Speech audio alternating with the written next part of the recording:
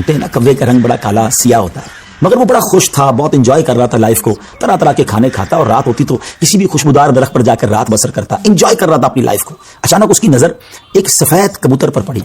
وہ سوچنے لگا کہ میں کالا اور یہ سفید، یہ کتنا خوبصورت ہے، کتنا اچھا لگ رہا ہے، مجھ سے زیادہ خوش تو یہ ہوگا۔ اب اسی خیال میں وہ پریشان رہنے لگا اور اسے رات کو نیند بھی نہ آئے۔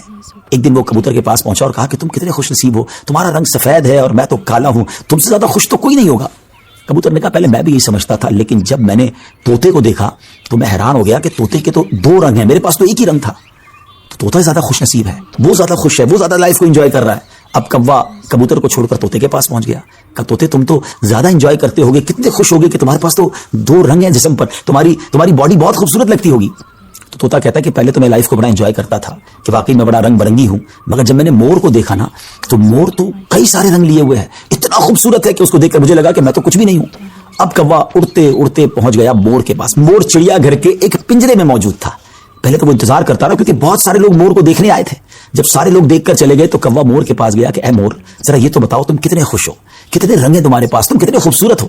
مور کہتا ہے پہلے تو میں یہی سمجھتا تھا کہ ہاں میں بہت خوبصورت ہوں، مگر پھر میں نے غور کیا کہ اسی خوبصورتی کی وجہ سے تو چڑیا گھر میں قید ہو گیا ہوں، روزانہ ہزاروں لوگ مجھے دیکھنے آتے ہیں مگر میں آزاد نہیں ہوں۔ اور پھر میں نے بڑا غور کیا کہ وہ کون سا پرندہ ہے جو چڑیا گھر میں قید نہیں ہے، تو مجھے سمجھ آئی کہ کوا ہی ایک پرندہ ایسا ہے جو چڑیا گھر میں قید نہیں ہوتا، اس کو کوئی قید نہیں کرتا۔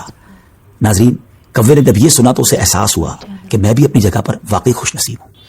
اب یہاں بظاہر تو یہ ایک فرضی واقعہ ہے، لیکن اگر اس کو ہم اپنی زندگیوں پر امپلیمنٹ کریں، اپنے بارے میں سوچیں، ہمارے پاس بہت کچھ ہے، لیکن جب کسی کو ہم سے زیادہ والے کو ہم دیکھتے ہیں نا تو ہمیں اپنی چیزیں کمتر نظر آنے لگتی ہیں، اپنا گھر چھوٹا لگنے لگتا ہے، دیکھتے ہیں کسی کا بڑا گھر، دیکھتے ہیں کسی کی لائف سٹائل کو، دیکھتے ہیں جو ہے اس پر انجوائے نہیں کرتے بلکہ اس پر شکوہ کرتے ہیں، ناشکری کرتے ہیں۔ اس طرح زندگی نہیں گزرے گی۔ اگر آپ ہمیشہ اپنے سے آگے والوں کو دیکھتے رہیں گے تو پریشان ہی رہیں گے۔ اگر آپ نے موازنہ کرنا ہی ہے، کمپیریزن کرنا ہی ہے، تو اپنے سے کمتر لوگوں کو دیکھیں نا۔